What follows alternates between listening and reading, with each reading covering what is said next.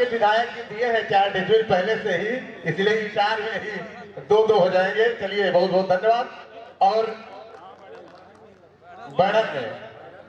Badder में घोषणा कर रहे हैं, एक बार जोरदार ताली बजा दीजिए। बैडर में इन्होंने कहा है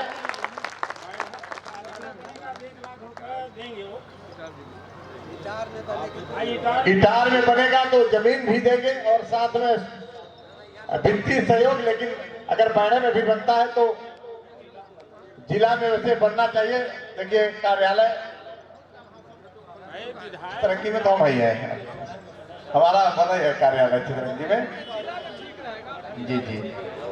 और हमारे जो वरिष्ठ जन है रामलला जी को एक और बताना चाहता हूं कि आपको जिले का कोषाध्यक्ष भी आपको नियुक्त कर दिया गया है। आदरणीय सांसद जी और विधायक जी के अनुमोदन उपरांत आप और केपी सिंह जी के आइए हम लिए चलते हैं। कुछ नहीं करना है, सिर्फ माल की व्यवस्था आपको करना है। कोषाध्यक्ष का मतलब होता है कि माल की व्यवस्था किए रहिए, हम लोग आगे देखते रहे। अब अपने आदरणीय वकील साहब संतराम जी से विनम्र आग्रह है कि समापन की घोषणा।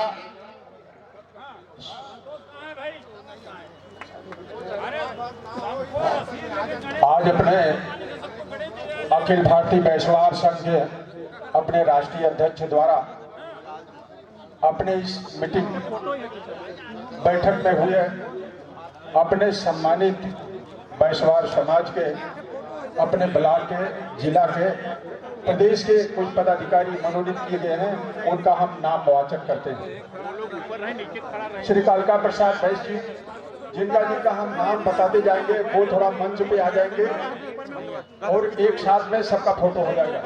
श्री कालका प्रसाद बैस जी जिला महामंत्री जोगनी, संतराम बैस जी निदेशक जिला महामंत्री, राम प्रसाद बैस जी जोगनी प्रदेश सदस्य, पवन कुमार बैस जी डगा ब्लॉक महामंत्री, शिव कुमार शिव शंकर उर्फ मुन्ना बैस है, स्वर्गीय श्री मानिक राम वर्मा जी बैढ़न, स्वर्गीय श्री छोटेलाल सिंह जी ग्राम इटार, स्वर्गीय श्री राम प्रताप जी जोगनी, स्वर्गीय श्री जेपी सिंह एडवोकेट साहब जयप्रकाश जी परसोहर, स्वर्गीय श्री एसपी सिंह शिव प्रसाद बैस जी नवगढ़, और हमारे सांसद जी की माता देवी जी नवाबी देवी का भी अभी स्वर्गवास हुआ है। आप सबके दिवंगत आत्मा के लिए सब लोग 2 मिनट खड़े हो जाएं, इसके बाद समापन की घोषणा होगी।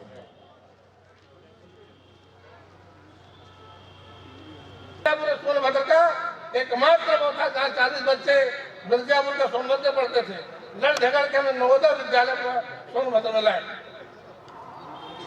और समझ लें आपके आज तो इंजीनियरिंग कॉलेज, मेडिकल कॉलेज और नगवा जैसे ब्लॉक में डिग्री कॉलेज, बबन जैसे ब्लॉक में डिग्री कॉलेज, शिक्षा के क्षेत्र में अभूतपूर्व हमने काम किया।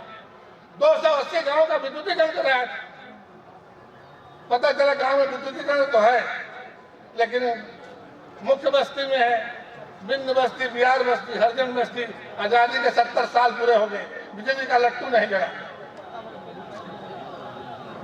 280 गांव में सांसद कोटे से हमने हर टोला मोहल्ला में पहुंचाने का काम। चुनाव जैसे विधानसभा जो मॉडल विधानसभा कहा जाता है, जमालपुर ब्लॉक में 38 गांव में बिजली हमने देने का काम। सीकर और मझवा ब्लॉक में गंगा के पार है। जब मैं शाम को गया दौरे पे, पता चला कि ट्रांसफार्मर जल गया। पूछा क्या? बताया कि भैया ओवरलोडिंग करते, इसी से ट्यूबवेल चलता है और इसी से लोग अपना खाना बनाते हैं, कटिया बनाते हैं, हीटर चलाते हैं। उसी दिन शंकर ब्लॉक के 72 ट्रांसफार्मर और पोल 50,000 रुपये उसमें लगता था। सीखर और मधुआ ब्लॉक में हमने 72 ट्यूबवेल, हमने कहा ट्यूबवेल अलग कर दो हमारे जीविका से। ऐसे लोग नहीं याद करते हैं। गांव गांव में आपको बताएं, हमारे शक्तिनगर में विकास प्राधिकरण उसका सारा जो चेयरमैन होता था इधर अधिकारी, पता चला लखनऊ रहता था। हम लोग कोई प्रस्ताव नहीं दे पाते थे और जो एरिया था कांगरिया तक सीमित था। चौपन, ओबरा, बुद्धि, रेणुकूट, पिपरी। हमारे मन में बात आ गया कि ये तो पैसा है और आसानी से कहा तो पैसा मिलता है, यही खरीदा नाली और रोड में सारे सब भ्रष्टाचारी कर डालते हैं। चीफ मिनिस्टर कल्याण सिंह थे, मैं गया और मिल के दिया कि बाबूजी ये आपका जो साडा का चेयरमैन है सारा कभी बैठता नहीं है, कोई मीटिंग में बैठा, आप डीएम को चेयरमैन बना दिए। और जो एरिया है चाहे एरिया तक सीमित है, सोन नदी के दक्षिणांचल का पूरा इलाका साडा में सम्मिलित कर दीजिए। हमारे उसी लेटर पर तुरंत ऑर्डर किया, जिला अधिकारी साडा का चेयरमैन हो गया, सारा दक्षिणांचल का हिस्सा। और आपको बताएं साडा से एक गांव जब मैं दौरा करता था, जहाँ सड़क है, रफ्ता है, पुलिया है, जान का अपने आश्चर्य होगा। रेणु नदी पर जो पुल बना है वो साडा से बना है, बिजुर पर जो पुल बना है वो साडा से बना है। आप जब तेलुगुड़ा तक पहुंच जाएंगे तो ये जो कौन सी नदी है, कन्हार नदी का पुल साडा से बना। बबली ब्लॉक में एक गाँव, सड़कें, रफ्ता, पुलिया, सब लोग याद करते हैं। और जब मेरा सभा सदस्य हुआ तो हमारे मन में था कि माता जी के नाम से इंटर कॉलेज गाँव में खोल दें।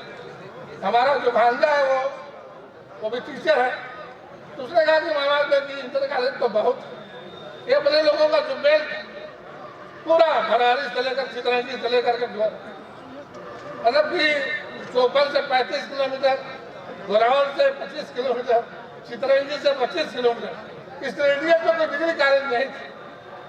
उसने कहा मामा डिग्री कॉलेज आप खोल दीजिए नाना के नाम।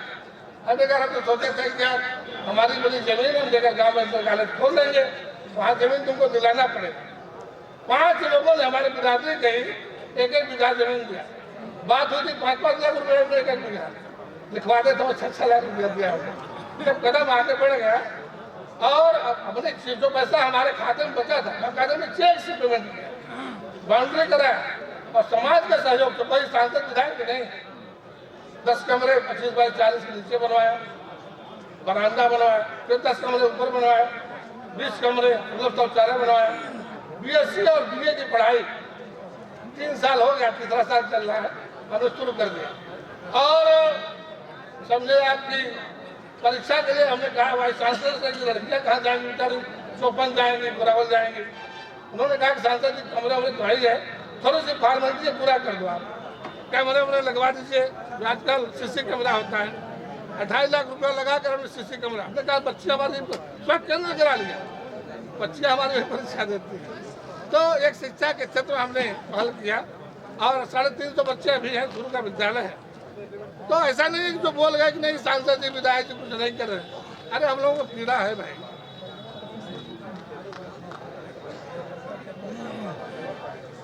देखा लाइन गोल हो जाती है यार, काहे जनरेटर बंद कराया। जिस गांव से चल के पहुंचा, जहाँ जाने का रास्ता नहीं, जिस गांव में जाने का रास्ता नहीं,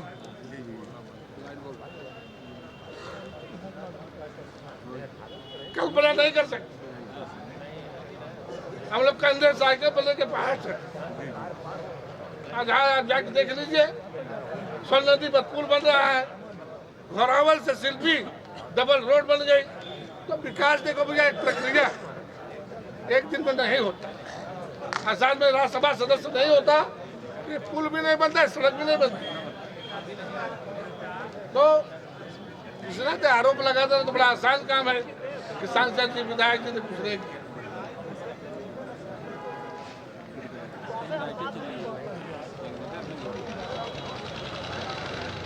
तो मैं कहना चाहूंगा कि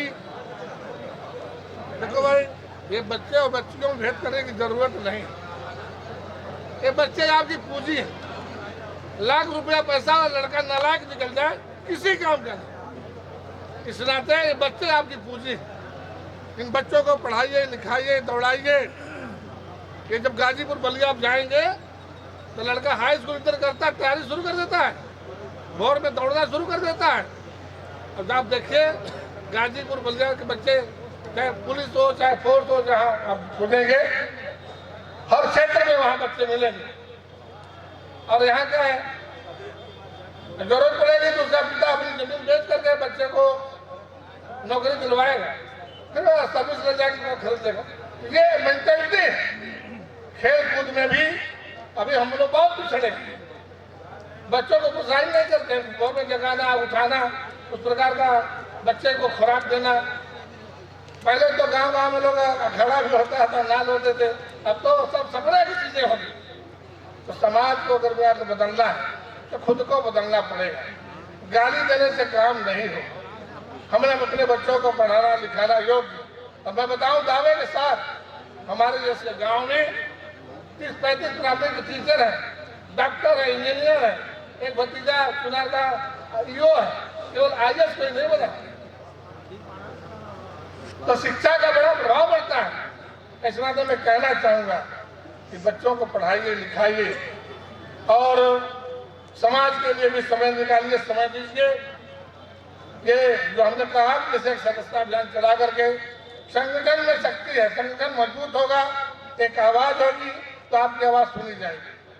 और मैं बराबर इस बात को कहा करता हूँ कि भाई राजनीतिक दृष्टि से जो कुछ भी मिला हम लोग को अभी तक जनसंघ या बीजेपी, इस पर भैया विधायक थे, तीर्थराज जी 3 बार विधायक थे, 3 बार मैं सांसद था, 96, 98, 99, 6 बार लोकसभा का चुनाव लड़ा।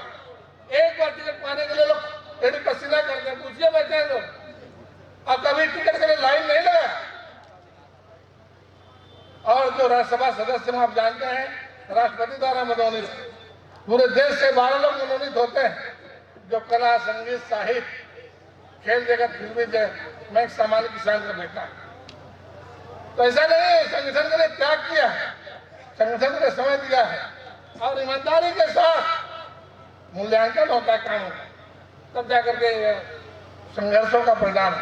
इसलिए तो मैं कहना चाहूंगा जो नौजवान राजनीति में भी समय दो, पार्टी में बढ़ चढ़ के हिस्सा लो, आगे आओ, काम करो। आप जब करेंगे तो लोग आपको गले लगा लेंगे। आप जब घर बैठे रहोगे, समय नहीं दोगे, बैठकों में नहीं जाओगे, कार्यक्रम में नहीं जाओगे, तो कोई पकड़ के ऐसे नहीं आपको बना देगा सांसद विधायक। त्याग करो, जरा समय दो, पार्टी के लिए लगो।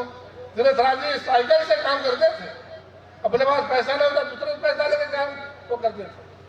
हम लोगों ने 10-10 साल साइकिल से संगठन के लिए काम किया। जब लगता है ना, लोग जैसे कहते हैं ना, जब 1000 छेनी और हथौड़ी लगता है तब कोई शंकर जी बनता है। इतना आसान नहीं। इसलिए तो मैं कहना चाहूंगा समाज के उत्थान के लिए, समाज के अपने परिवार के बच्चों को पढ़ाइए लिखाइए, योग्य बनाइए, उन्हें मौका दीजिए। बच्चे की जो रुचि हो इस हिसाब से आप उसको ढालिए और अपने समाज के संगठन के लिए भी, जैसे हमने कहा कि हम 4 लोग सक्षम हैं। पहले तो जमीन चाहिए, वही क्वार्टर में जागवली जी से कह रहे थे, जागवली जी पहले तो जमीन चाहिए, कार्यालय बनेगा, जमीन में बनेगा। जमीन देने के लिए तो हाँ, तो चलिए ठीक है। अरे अभी उनको बुलाइए, माला बनाइए, चलिए ठीक है। जैसे कहा आपने बेचना दिया, जितने देंगे आपने 1 लाख रुपया दिया, और जिस दिन बनना शुरू हो जाएगा हमसे भी 1 लाख रुपया आप ले लीजिए। तो बंधुओं, नौजवान मित्रों, आप सबसे मेरा निवेदन है, संघर्ष करो। बिना संघर्ष कुछ मिलता नहीं। हम एक कविता पढ़ते थे, संग्राम जिंदगी है, लड़ना इसे पड़ेगा, जो लड़ नहीं सकेगा आगे नहीं बढ़ेगा। इतिहास कुछ नहीं है, संघर्ष की कहानी, राणा शिवा, भगत सिंह और झांसी वाली रानी। कोई भी काय रोका, इतिहास क्यों पढ़ेगा, जो लड़ नहीं सकेगा आगे नहीं बढ़ेगा।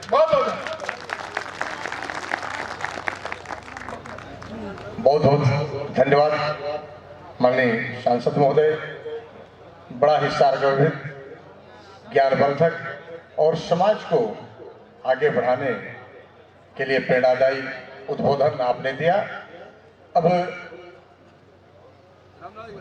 एक हमारे डॉक्टर विनय बैस जी हैं, वो नहीं, वो चले गए आज। अब आभार की घोषणा हो, इससे पहले अपने बैसवार समाज के इधर अपने दिवंगत अधिवक्ता, जिनके लिए 2 मिनट का मौन रखना है, भाई कैलाश जी, हीरालाल जी और मंच सभी सम्मानित हमारे नेतागण, और इस सभा में इस कार्यक्रम में उपस्थित अपने घर परिवार से आए हुए सम्मानित जाति बुजुर्गों, नौजवान दोस्तों, पत्रकार मित्र, पूर्व विधायक आदरणीय तीर्थराज जी चर्चा कर रहे थे, बता रहे थे कि अपने संगठन का अखिल भारतीय वैश्वार महासंघ की स्थापना 1979-80 में जो हमारे बुद्धि से विधायक थे स्वर्गीय ईश्वरी प्रसाद जी, उनके मन में भाव पैदा हुआ कि अपने समाज के लिए कुछ करना चाहिए और उन्होंने प्रस्ताव लेकर के अपने लोगों के बीच बैठ करके अखिल भारतीय वैश्वार महासंघ की स्थापना किया, रजिस्ट्रेशन हुआ और आज लगभग 45 साल निकल गए। इन 45 सालों में बहुत कुछ परिवर्तन हुआ। निश्चित रूप से उनके मन में जो पीड़ा थी, जो समाज में सामाजिक बुराइयां थी, उसको वास्तव में चाहे वो बाल विवाह हो, चाहे भ्रूण हत्या हो, चाहे दहेज प्रथा हो, चाहे अशिक्षा हो, चाहे छुआछूत हो, इसको लेकर उनके मन में जो पीड़ा थी, शायद उसी पीड़ा के साथ अपने समाज को आगे लाने के लिए, समाज को बराबरी का दर्जा देने के लिए, समाज को उठाने के लिए अखिल भारतीय वैश्वार महासंघ की स्थापना। आदरणीय केपी सिंह जी, मैं संगठन वाला आदमी हूँ। किसी भी संगठन को चलाने के लिए हम लोग बचपन से संगठन सीखे हैं। पहले सदस्यता अभियान होता है। आपने जैसा बताया कि 12 ब्लॉकों में हमारे स्वजाति बंधु रहते हैं। आप एक एक ब्लॉक के सदस्यता प्रमुख आप तय कर दीजिए और वो जो कटनी बोलते हैं, जिसको रसीद बोलते हैं, और रसीद में जो हमारे राष्ट्रीय कोषाध्यक्ष हैं, राष्ट्रीय अध्यक्ष हैं, और जो रसीद को काटे उसका हस्ताक्षर ऐसा,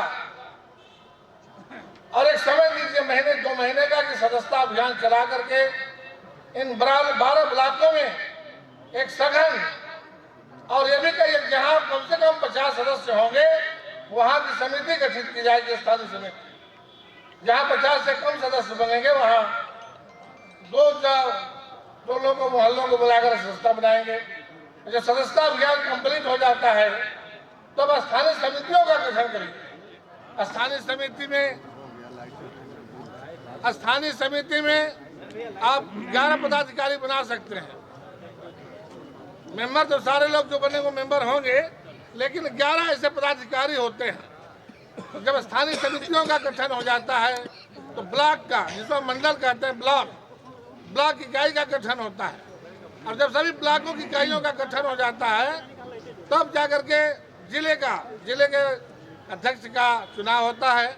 और जिला अध्यक्ष अपनी दृष्टि से सारे जो पदाधिकारी हैं, उपाध्यक्ष हैं, कितने उपाध्यक्ष बताते हैं, 4 हैं, कोषाध्यक्ष हैं, मंत्री हैं, और ऐसे लगभग 21 लोगों या 11 लोगों की मंडल की समिति होती है। और फिर जब मंडलों का चुनाव, जिले का चुनाव संपन्न हो जाता है तो प्रदेश का चुनाव होता है। अब प्रदेश का चुनाव हो जाने के बाद अखिल भारतीय फिर संगठन का चुनाव होता है। और ये भी बैठक का समय भी तय है कि हर महीने में मंडल की बैठक होगी, हर 2 महीने में जिले की बैठक होगी, हर 3 महीने में प्रदेश की बैठक होगी और हर 6 महीने में राष्ट्रीय बैठक होगी। साल में अखिल भारतीय जो बड़ा संगठन है 2 बार बैठक होना चाहिए। और बाकायदे खाता कोषाध्यक्ष, चाहे वो मंडल स्तर पे अध्यक्ष कोषाध्यक्ष का खाता खुलता है, जिले स्तर पे खुलता है, प्रदेश स्तर पे खुलता है और राष्ट्रीय स्तर पे खुलता है। जो भी उसमें जैसे आपने रसीद जमा किया करता लोगों का खाता खुल गया और उस बाकायदे जब खाता खोलने जाएंगे बैंक में तो रजिस्ट्रेशन मांगते हैं कि आपके संगठन का रजिस्ट्रेशन है कि नहीं, वो जरा बाइलाज लाओ, तभी खाता खोलेंगे। और ज्वाइंट खाता होगा, उसमें जो भी आप रसीद काटोगे, पैसा तार दीजिए, आप जमा करेंगे। बड़ा सिस्टम से काम करिए। अब पता चला कि साल भर बाद हम लोग बैठ रहे हैं और संगठनात्मक ढांचा हमने पूछा कि कहाँ कौन सा मंडल गठित है। मंडल में भी पूरे गठित नहीं है। ठीक है, अगर संगठन को चलाना है, करना है, नौजवान काम करने के लिए तैयार है, इनको काम दीजिए, इनको लगाइए। बहुत बड़ा काम नहीं, ये सदस्य बनाएंगे गाँव में जाकर, और इन नौजवानों के ऊपर कंधों पर वोट डालिए, इन पर दायित्व दीजिए, काम करें।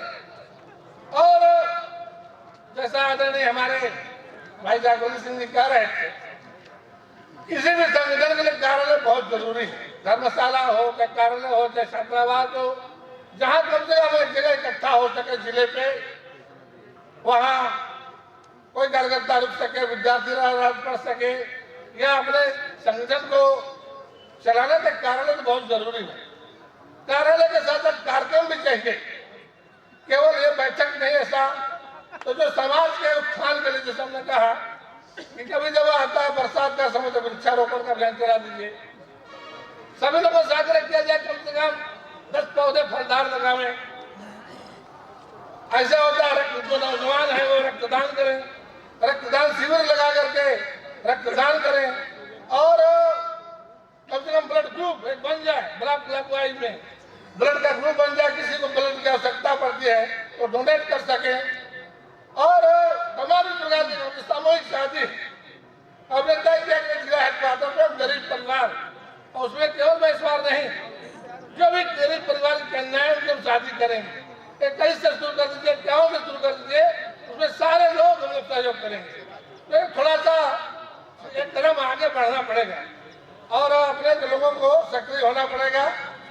अभी शिक्षा के बारे में एक मित्र कह रहे थे, तो अभी मैं पूछ रहा था राम नल्लू जी से कि जब ये महापौर 2004-05 में मायाराम महाविद्यालय सिंगरौली में, और सभी section BA, BSc, LLB, BA विद्यालय आज लगभग 20 साल से आपका विद्यालय चल रहा है। और अपने उसमें अब विद्यालय चलाना कितना कठिन काम है, आप सारे लोग जानते हो। बिल्डिंग की जो है 25 बाई 40 की कमरे चाहिए, तो विद्यालय चलाना कोई आसान काम नहीं। BSc है, BA है, BEd है, LLB है, तो मेहनत के साथ, और आपसे बड़े सौभाग्यशाली खास करके सिंगरौली के आसपास शासन से प्रशासन से लड़ करके mining college, engineering college, degree college, महिला महाविद्यालय, शिक्षा के क्षेत्र में आपने अभूतपूर्व कार्य किया है।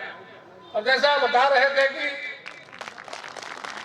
ये हमारे जो शिवराज चौहान, ये जब जिला बनाया आपका, जिले के चलते बड़े बड़े पावर प्लांट लगे, जो जमीन बिकने में बिकती तो विश्व में बिकने लगी। कितना बड़ा विकास बढ़न का हुआ है।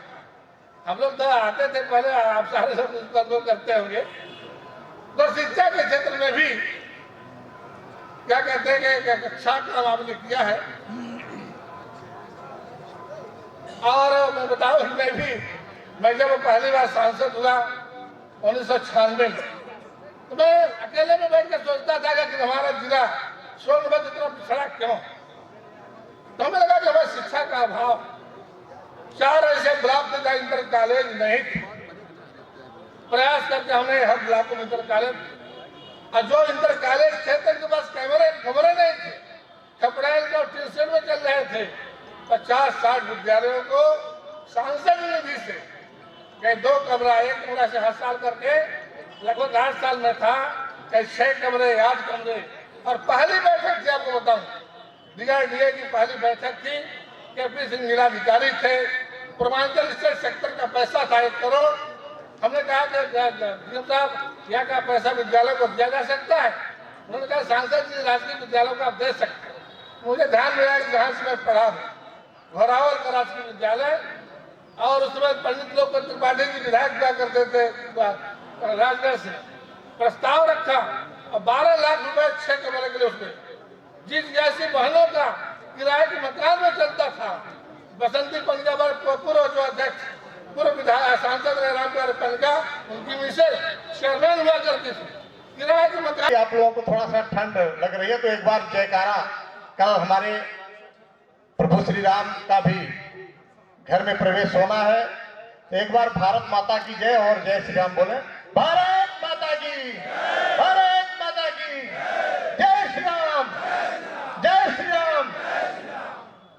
मैं अपने आज के कार्यक्रम के मुख्य अतिथि महोदय, हमारे बैसवार समाज के ही सचेतक नहीं बल्कि गांव गरीब, मजदूर, किसान और सबसे पीछे के पंक्ति में बैठने वाले व्यक्तियों की आवाज को भारत सरकार के अस्थायी सदन में बुलंद करने वाले अपने ऐसे यशस्वी नेता हम सबके सम्मानीय राम सकल जी को इन चंद लाइनों के साथ आमंत्रित करना चाहता हूं।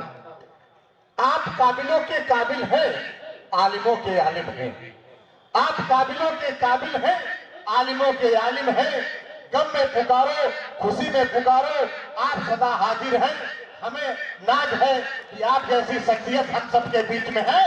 आप इंसानों में नहीं, फरिश्तों में शामिल हैं, फरिश्तों में शामिल हैं। आइए आदरणीय राम सकल जी।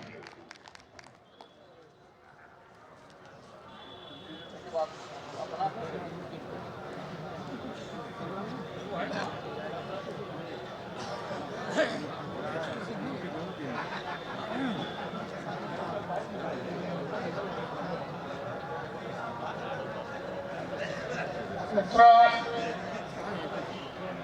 सबसे पहले जो अखिल भारतीय वैश्वान महासभा की जिन्होंने स्थापना किया 27 जनवरी 2001 को आदेश की स्वीकृति की प्राप्त हुई है। नोट कर लीजिए आप। 88 क्रमांक पे तब वैश्वान जात अन्य पिछड़े वर्ग की सूची में शामिल हुई। और हम तो ये कहे, मैं तो ये था कि 88 में अखिल भारतीय वैश्वान संघ का 83 में मुझे अध्यक्ष बनाया गया था। अब वो अपने इज्जत के लिए मैंने किसी से पैसे यदि लिया हूं, कोई बता दे, यहाँ पे बैठे हैं। 5 साल 80 के लिए लड़ा और 5 साल ओबीसी के लिए लड़ा। इस किए ठीक है, आज कोई नहीं कह रहा है, नहीं समझ रहा है, पर मैं बीड़ा उठाया हूँ, इसको पूरा करके छोड़ूंगा।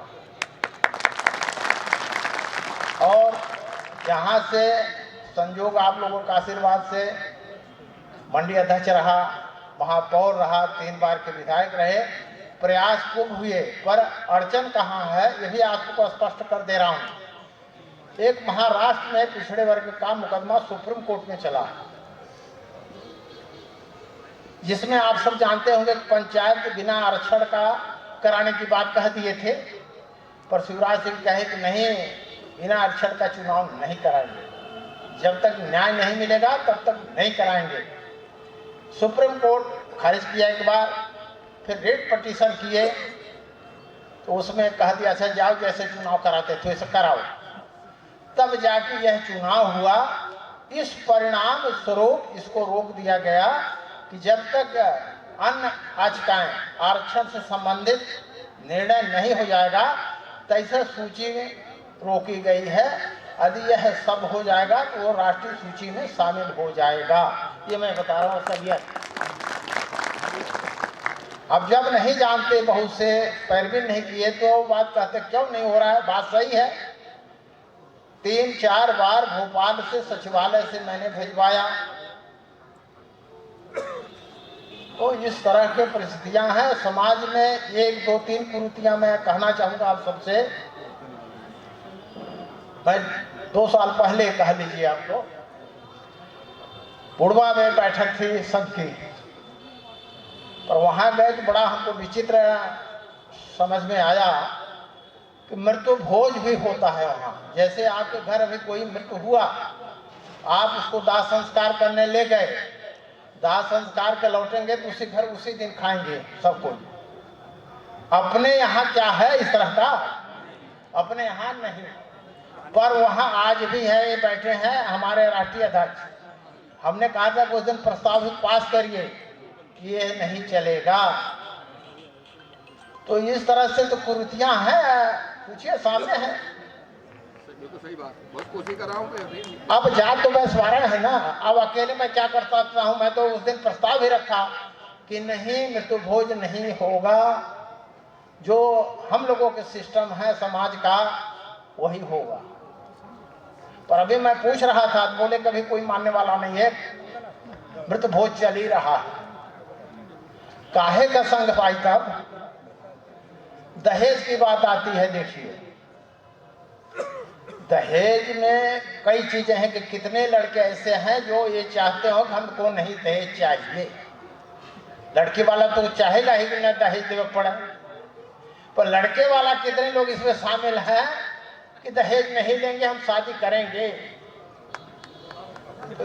और यदि कोई लड़का नहीं मानेगा तो हम लोग अध्यक्ष या सांसद विधायक बनकर क्या करेंगे? समस्या यहाँ है। तो जहाँ तक पढ़ने लिखने की बात है, सौभाग्य कह लीजिए कि शिवराज सिंह जैसे मुख्यमंत्री मिला, सिंगरौली को जिला बनवाने का सौभाग्य प्राप्त हुआ।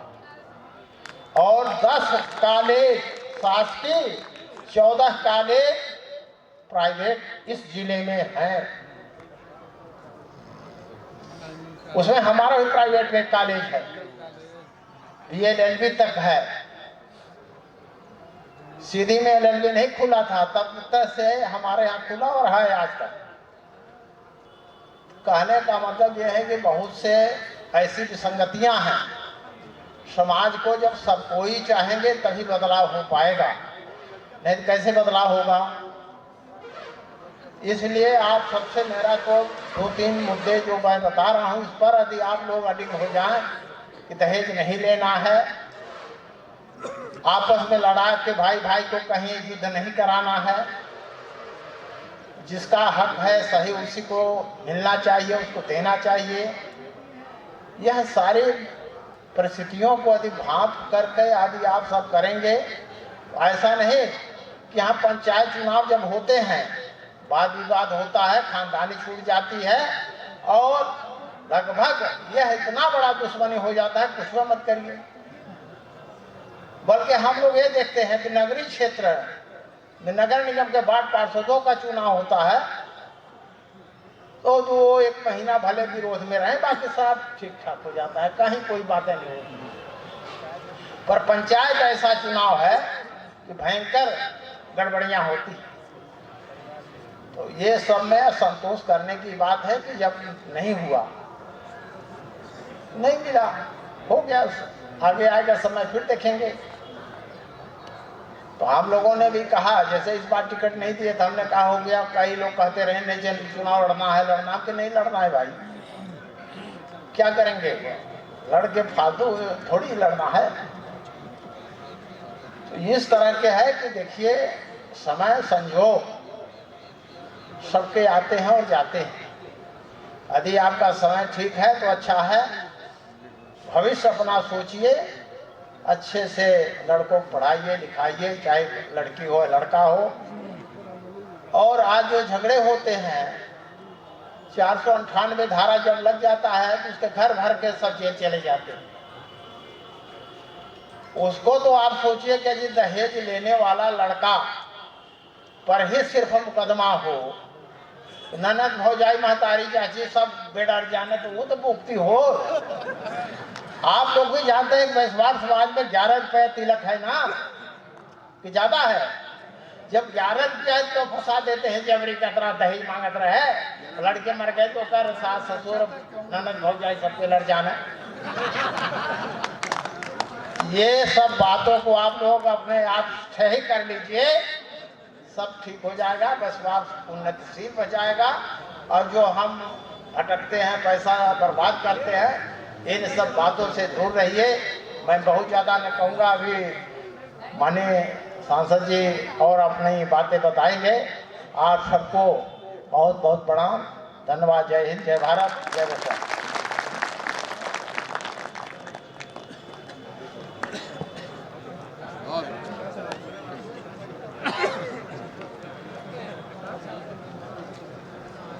बहुत बहुत धन्यवाद। अब मैं